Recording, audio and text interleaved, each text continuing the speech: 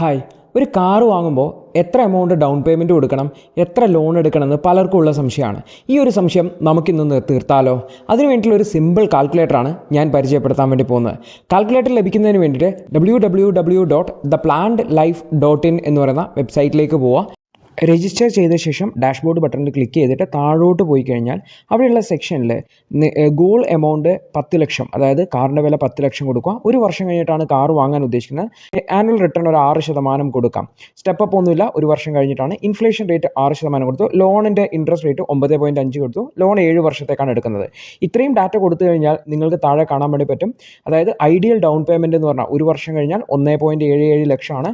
അതായത് നിങ്ങൾ 14,312 രൂപ മാസം ഇൻവെസ്റ്റ് ചെയ്യണം. ഒരു വർഷം കഴിഞ്ഞ് ഡൗൺ പേയ്മെൻറ്റ് കൊടുത്തിട്ട് നിങ്ങൾ ലോണിലൂടെ കാർ വാങ്ങിയാലും നിങ്ങളുടെ മന്ത്ലി EMI വരിക 14,312 രൂപ തന്നെയായിരിക്കും. അതായത് എത്രയാണോ നിങ്ങൾ ഒരു വർഷം ഈ ഒരു ഡൗൺ പേയ്മെൻറ്റ് ക്രിയേറ്റ് ചെയ്യാൻ വേണ്ടിയിട്ട് മാസം നീക്കി വെച്ചത്, അതേ തുക തന്നെ നിങ്ങൾ EMI കൊടുത്തുകൊണ്ട് നിങ്ങൾക്ക് കാർ ഉപയോഗിക്കാൻ വേണ്ടി പറ്റും. അപ്പോൾ ഈ ഒരു കാൽക്കുലേറ്റർ ഒന്ന് ട്രൈ ചെയ്ത് നോക്കണം. നിങ്ങളുടെ അഭിപ്രായങ്ങൾ തീർച്ചയായിട്ടും കമൻറ്റ് ചെയ്യണം.